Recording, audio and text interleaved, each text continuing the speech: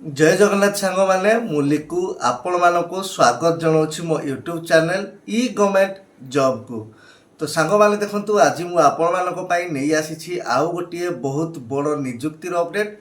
तो आपण मैंने जानी जमीती कि एबे सुभद्रा योजना स्टार्ट हो सारी आउ माने प्रथम किस्ती मिल सारी आ प्रथम पर्यायर द्वितीय किस्ती आग को माने 9 तारिख में मिलवा जाऊँगी।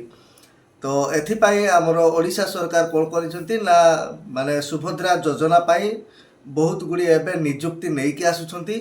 तो एथिरे आपण माने निज निज अंचल रे माने निज पंचायत रे हो किंबा निज एरिया माने म्युनिसिपालिटी एरिया रे हो आपण माने घरे बसी के एथिरे निजुक्ति पाई परिबे। तो आज ही वीडियो माध्यम रे आपण मानको मु एही सुभद्रा योजनार जो आसुथिबा निजुक्ति विषय रे जणैबी। से आपण मानक अनुरोध करुच्ची कि आपण मैंने वीडियो को माने स्किप न करिकी फुल देखापी। जदि वीडियोटी भल लगुए आपण मैंने निहाती भाव में आमर यूट्यूब चैनल टी सब्सक्राइब करेंगे।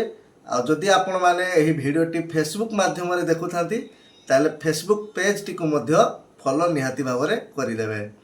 तो चलतु आपण मानक मु सीधा सड़क नहीं जाऊँ मो कंप्यूटर स्क्रीन को से आपण मानक यार फुल डिटेल्स जनाऊँ।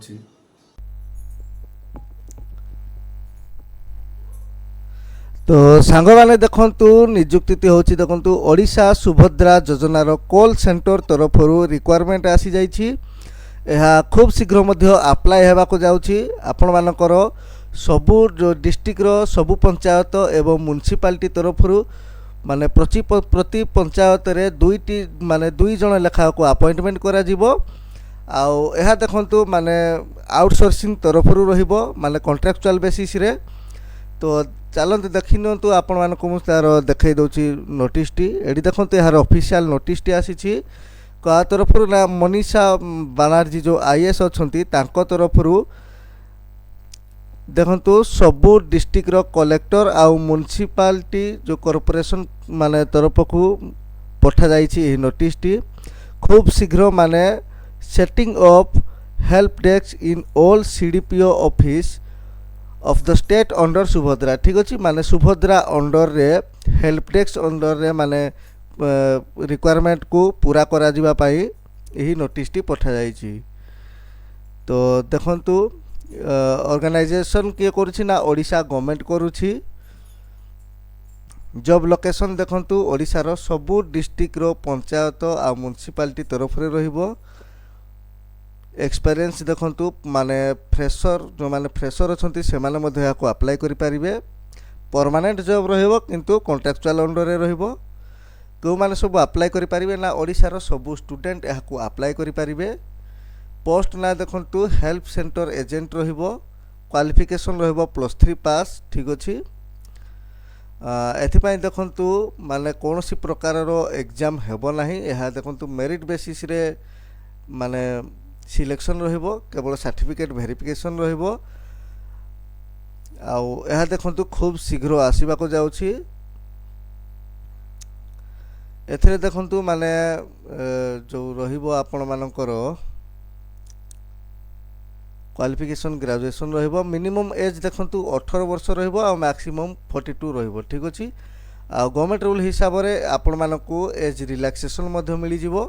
सैलरी देखंतु 15,000 टंका लेखाए सैलरी रहिबो। परमानेंट जॉब रहिबो। तो यार माने फुल डिटेल्स माने फुल नोटिफिकेशन आसी नाही आसी जीवो खूब कम दिन भितरे कारण यह को माने खूब शीघ्र पूरा कर जिबा पई माने नोटिस आसी जाइछि। तो आपण माने जदि चाहुछंती एही जॉब करिया पई ताहले आपण माने चैनल टी को मोर सब्सक्राइब करिक रखि थांतु कारण खूब शीघ्र यार फुल नोटिफिकेशन मु आपण मानक पई नै आसीबी। आउ सेथिरे मते कहिदेबे केमिति कोन अप्लाई करिवे कोठी अप्लाई करिवे। ठीक अछि निजुक्ति आपण केमिति पाइबे संपूर्ण हेल्प करिवि। तो सेथि पई हमर चैनल टी को सब्सक्राइब करिक वीडियो टी को लाइक करि दियंतु। आउ आपण माने जदि फेसबुक माध्यम रे आपन एही वीडियो देखुथांती ताहले आपण माने हम फेसबुक पेज टी को मध्य फॉलो करि नियंतु।